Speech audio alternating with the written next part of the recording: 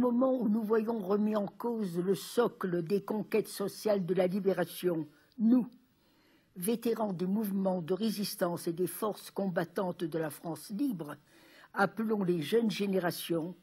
à faire vivre et retransmettre l'héritage de la résistance et ses idéaux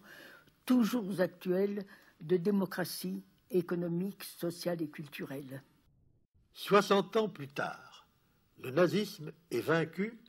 grâce au sacrifice de nos frères et sœurs de la résistance et des nations unies contre la barbarie fasciste. Mais cette menace n'a pas totalement disparu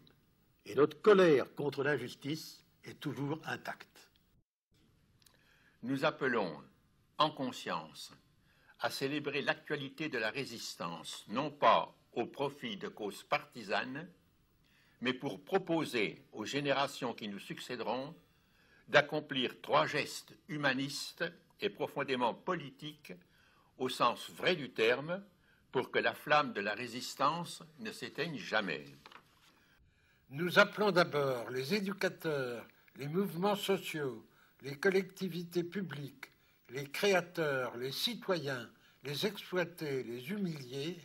à célébrer ensemble l'anniversaire du programme du Conseil national de la résistance, adopté dans la clandestinité le 15 mars 1944, et qui préparait la sécurité sociale et les retraites généralisées, le contrôle des féodalités économiques, le droit à la culture et à l'éducation pour tous,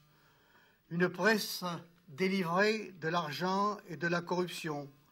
des lois sociales, ouvrières, agricoles, etc. Comment peut-il manquer aujourd'hui de l'argent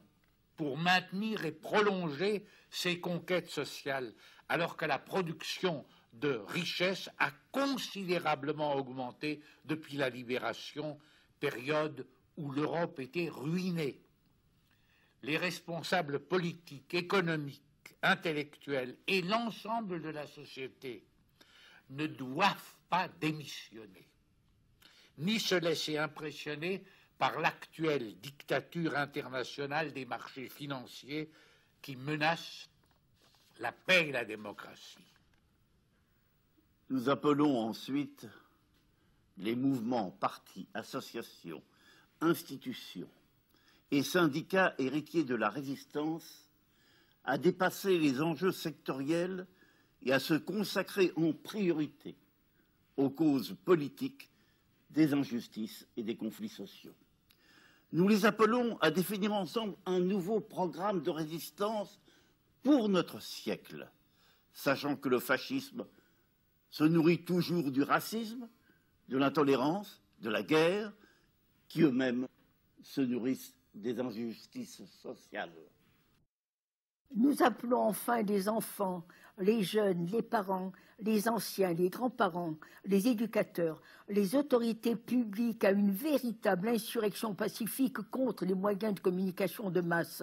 Ils ne proposent comme horizon pour notre jeunesse que la consommation marchande, le mépris des plus faibles et de la culture, l'amnésie généralisée et la compétition à outrance de tous contre tous. Nous n'acceptons pas que les principaux médias soient désormais contrôlés par des intérêts privés, contrairement au programme du Conseil national de la résistance et aux ordonnances sur la presse de 1944. Plus que jamais, à ceux et à celles qui feront le siècle qui commence, nous voulons dire avec notre affection, résister c'est créer, créer c'est résister.